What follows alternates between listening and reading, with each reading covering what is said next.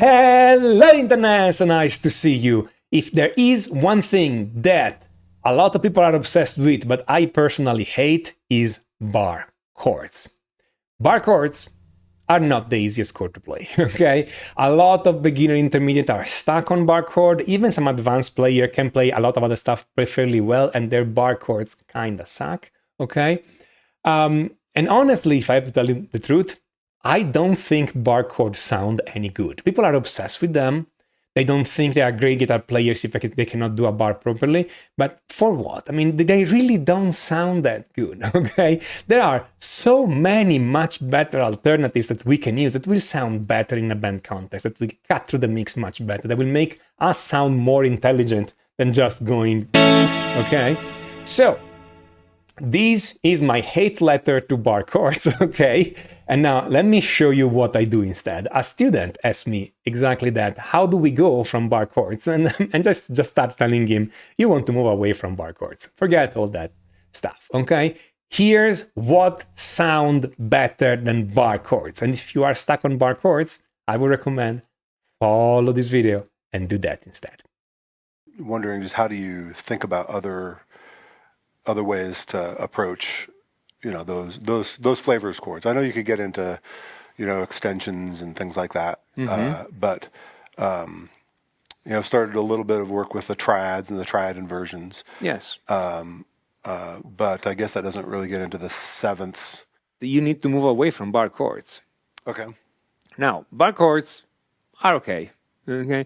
But for instance, I practically never use them, okay? They're usually too many notes. I mean, if I am alone with just a singer, sure, I'm using the bar chords, because then I want to feel as much as possible. But in literally any other situation, I don't want to use a bar chord. Too many notes, okay? I prefer to concentrate my sound on a specific frequency or area, okay, so I can cut through the mix easily, okay? They're not going to lower me because I'm all over the frequency and just here, and that's what I want to do. One thing you could do is to start learning the triads on 3 strings. Okay. Okay. Now, that's not that hard because you already know 2 out of 3 positions. Right. Okay. So, for instance, do you know how to play a C major chord as a bar chord? As a bar chord. Yes. Yeah. So. Oops. And yeah, you will have to leave the first string on the 3rd fret, which is a bit hard to do if you're barring this way. There you go. Okay, wherever you have this bar chord with the bass on the 5th, you have this chord position on top. Right, okay, yeah. You see how they overlap, yes. right? Oh, I see what you're saying, yeah, because I had that, right. Okay. So, sure. That would be it. Now, do you know any other position for a C bar chord? I guess from the 6th string. Yes. So let's see. I don't know if yes I do. Let's see. Very good. Exactly. Now, can you take only the first 3 strings? So you don't need to finger the bar and do all the other notes, just the top 3 strings. Okay. So you're missing only one position. Okay? And the other position would be this. It's 12, 13, 12 in your situation. 12, 13, 12. Yeah, This. so it looks like a D chord. So some people call it the D shape. I mean, the D shape C chord is like what? This is like a second inversion, right? You could call it second inversion because the lowest note, yeah, it's the G. You can call it this way. Consider though that the bass player can play some other note, and so the overall feeling of the inversion is different. All right. But if we talk only about the shape that you're playing, the pattern you're playing, yep, you can call this a second inversion. Okay. Okay. Personally, I prefer to call it the 3rd on top because for me it's more important to know what is the top note. What's the top note? Yeah. But again, it's just names. Okay. Okay, so the important thing is to know the positions. Okay? All right. So you're gonna, every time you have the bass on the 5th string, you have a major chord in this position. Right. Every time you have the bass on the 6th string, you have a major chord in this position. Okay. And technically speaking, this will be part of the bar chord with the root on the 4th string. Right. Which you never learn because they are mighty uncomfortable to play, okay?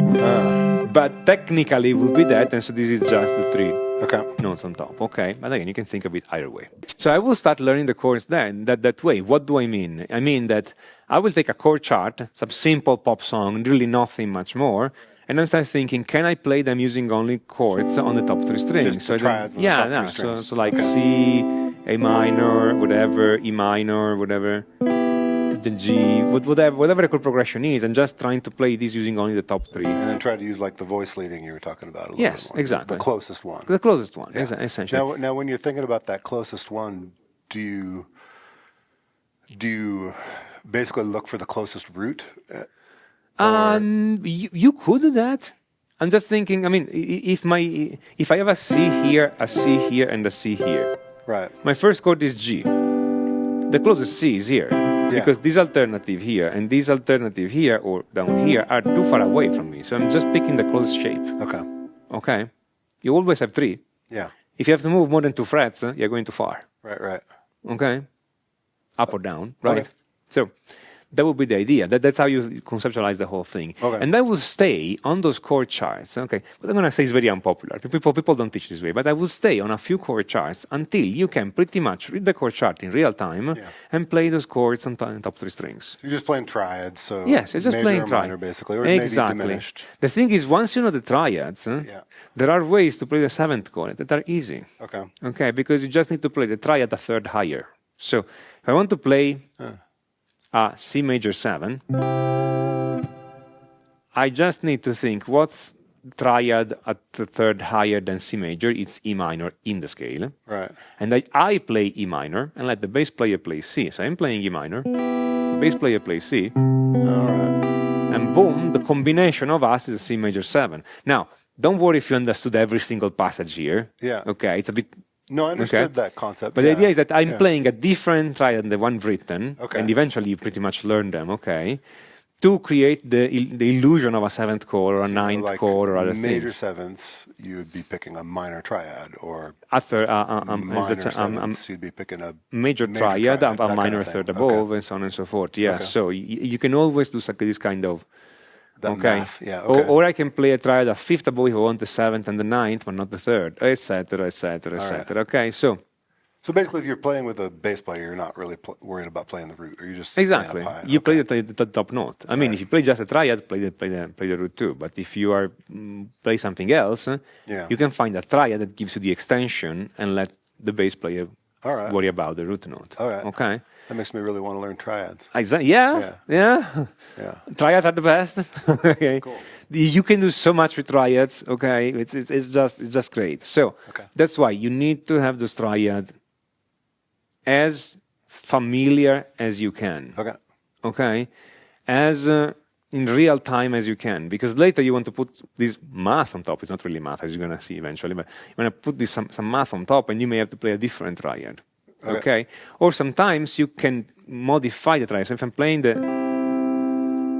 C major chord, I can also think, okay, I'm taking the root and moving it down 1 or 2 fret, 1 for the major 7th, or 2 for the dominant 7th. Okay.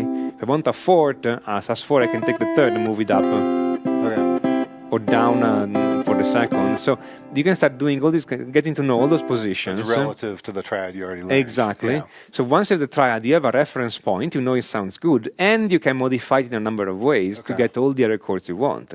Yep. Makes sense. So the triad are the basics. The missing link is the practical stuff, meaning look at a chord chart, play it immediately. Right. Once you gain, so it takes a bit of training, but once you gain that skill, then we can start adding up all the rest. Right. And it feels much better because now you know you can play. You have a fail safe. I can go back to the triad anytime. But you can start thinking about making it sound better. All right, cool. Okay? I like it. That's your task, should you choose to accept it, would be to do that. All right. Okay, very good. Thank you. Thank you, Brian.